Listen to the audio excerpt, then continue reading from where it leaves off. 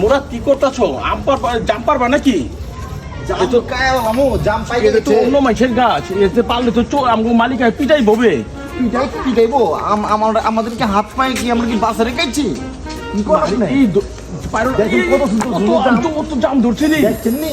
বহুত জাম রে, কি করছে রে? পড়ছে এত জাম খামো কেমনি রে? লবণ পানি নেইবে। বাসায় বিবি আছেন, বিবি খাওয়ামো কি কর?